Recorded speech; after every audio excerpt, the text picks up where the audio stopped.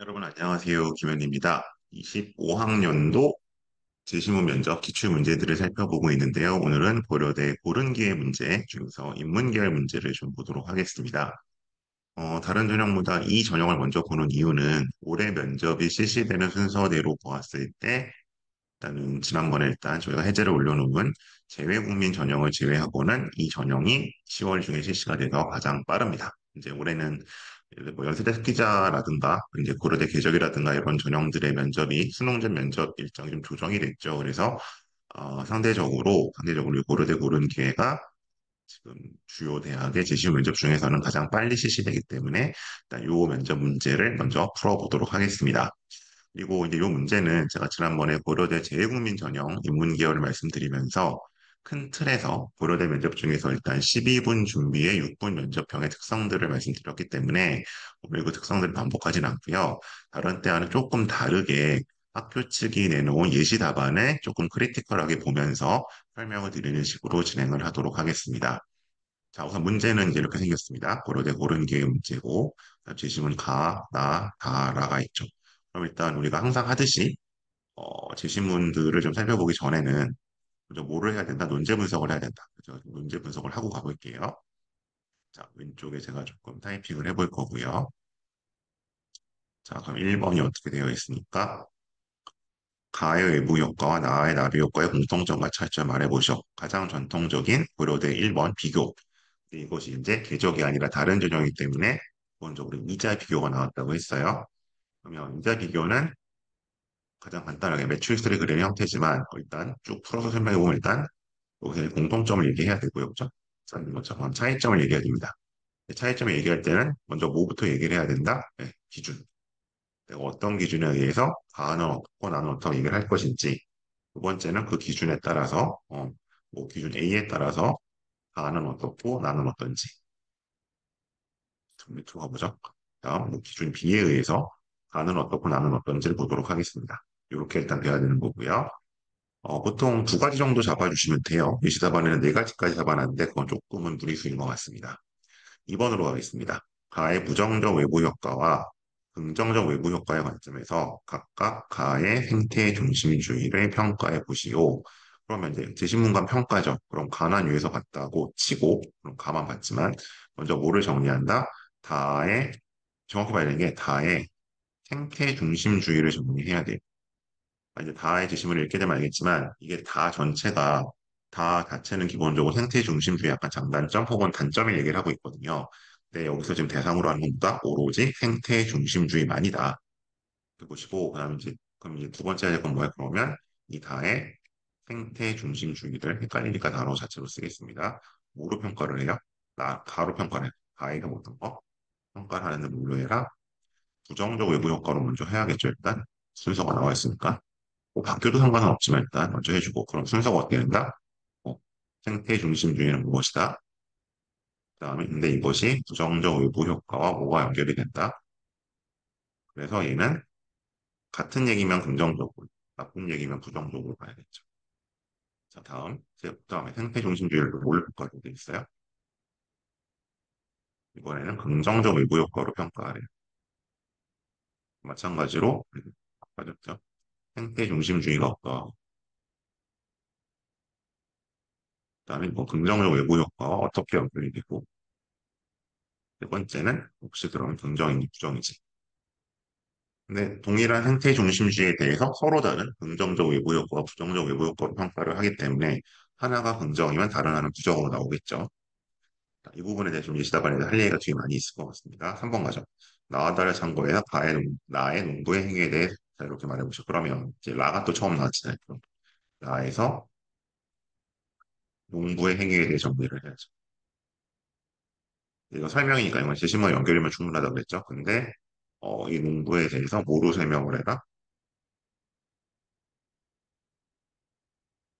나로 설명을 하고 나에는 뭐 있어요? 한마디 나비 효과.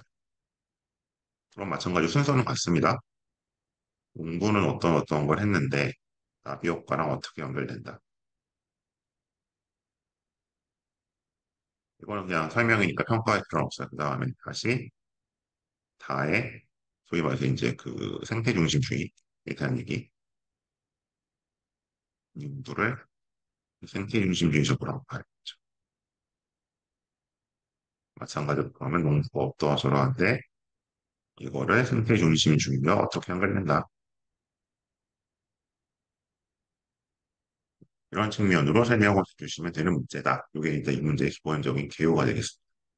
자, 일단 요거를 조금 기억을 하시고요. 살짝 정정을 좀 하고요. 자, 근데 이제 제가 해설로 바로 갈게요. 오늘 제가 답을 드리는데, 왜냐하면 해설이 이게 예시답안이기 때문에 상대적으로 조금 고민해야 될 부분들이 있는 것 같습니다. 자, 조금 키우겠습니다. 좀 더 키우면 되겠죠? 네. 자, 그래서 일단 주목하실 건 이게 고려대에 이제 재작년부터 예시답안을 제공하다 보니까 이걸 자꾸 정답이라고 생각하세요. 모범 답안으로. 아니죠. 왜? 말 그대로 예시답안이에요. 그러니까 이거는 어떻게 보면 약간 뭐 학교 측이 나중에 그거 예시답안이었어라고 이제 익스큐즈를 하기 위해서 약간 전략적으로 발을 뺀 것일 수도 있지만 진짜로 이거는 예시답안으로 보시면 좋겠어요. 이게 정답이라고 생각하지 않으면 좋겠습니다. 자, 왜냐하면 어떤 공통점을 여기 몇 개 적어요. 비의도성, 영향력, 무보상성, 비책임성. 근데 저는 비의도성만 잡으면 충분할 것 같아요. 그리고 이제 영향력이 있다는 건 인과관계 정도가 있다는 거잖아요. 근데 이거는 좀 당연하죠. 나비 효과나 외부 효과란 말 자체에 있는 거기 때문에 이거는 좀 어떻게 보면 약간 허수아비 포인트라고 생각을 하고요. 현실적으로 무보상성, 비책임성은 이게 이제 소위 말해서 그 외부 효과에 대해서 어떤 기본적인 이제 전제 지식, 전제, 배경 지식이 없으면 나오기 힘든 답변입니다. 그래서 저는 일단 이거는 좀 과하다. 그래서 일단 요거 의도성만, 비의도성만 잡으면 충분할 것 같고요.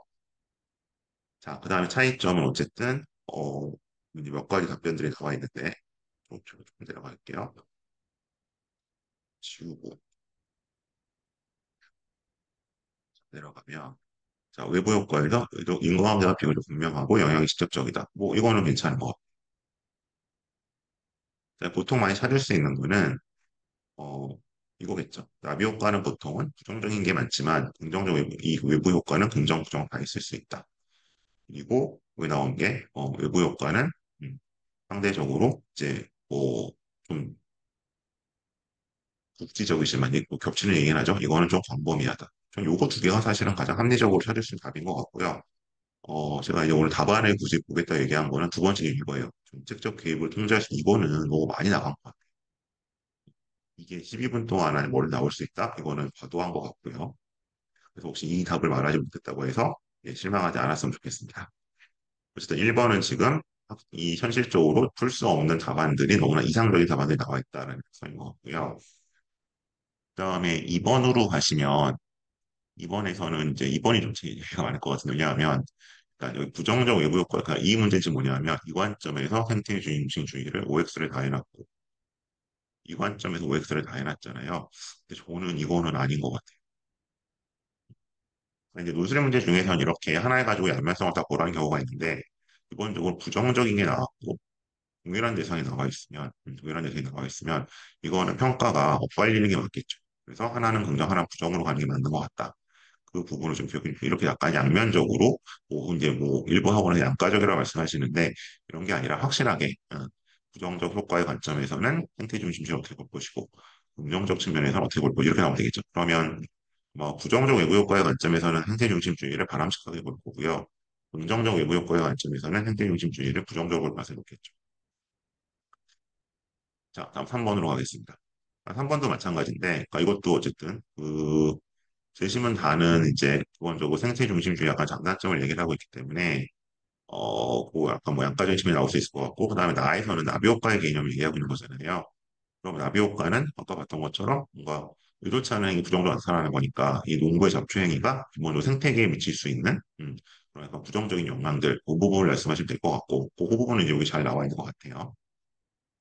근데 이제 여기 밑에 가보면 여기 좀 얘기 좀 복잡한데요. 근데 이렇게 좀 복잡하게 보기보다는 기본적으로 생태 중심주의라는 것이 기본적으로 이제 이거는 농부의 행동하고 약간은 그 충돌하는 부분이 있죠. 근데 문제는 지금 이게 그냥 생태 중심주의로 보라고 한 게 아니라 다 전체로 보라 그랬잖아요. 음. 다는 이제 이걸 전체로 보고 있기 때문에 예를 들면 반대로 그럼 이런 생태 중심주의적인 게 오히려 자연에 득이 될 수 있는 뭐 예를 들어서 보다 이제 그 생태계적으로 봤을 때도 바람직한 작물이 자랄 수 있다라든지 아니면 타인의 다른 작물에게 생태계 해를 미치는 해충들을 솎아낼 수 있다라든지 이런 측면을 말씀하시는 게 맞는 것 같고 뭐 생계랑은 저는 좋게 요 답변에 좀 동의하기는 어려운 것 같습니다. 그래서 이제 요 예시 답안은 물론 이제 이게 다른 문제에서도 이런 게 좀 출제긴 했지만 이 예시 답안은 너무 예시 답안이다. 라는 말씀을 드리는 거고, 1번 같은 경우 정리하면 여기 나오는 것들을 다 말하지 못했다고 해서 실망할 필요 없다. 그리고 2번은 뭐 굳이 이렇게 복잡하게 풀 필요 없고 방향성만 선명하게 요지를 이해했다는 걸 보여주면 될 것 같고요. 그다음에 3번 같은 경우는 네, 이 이제 여기 나와 있는 그런 지식량 없는 내용을 갖고 오기보다는 그냥 이 자체가 생태계나 자연에 어떤 영향을 미칠지를 보여주시면 충분하지 않을까라고 생각을 합니다. 네, 이상으로 고려대 기회균형 면접 문제 마치겠고요. 상대적으로 난이도가 낮긴 하지만 1차 발표 에 급히 준비해서는 대비가 어렵습니다. 최소한 지금 아마 이 영상을 보실 때쯤이면 구모도 끝났을 것이고 원서 접수도 마무리 단계일 것이기 때문에 지원을 확정하셨다면 지금부터라도 한 달 반 정도 집중적으로 준비를 하시면 좋겠고요. 그런 데 도움이 필요하시다면 혹시 요 제 유튜브 채널에 나와 있는 번호로 연락을 주시면 최선의 방법을 찾아서 같이 준비해 보도록 하겠습니다. 네, 이상 김현이었습니다. 고맙습니다.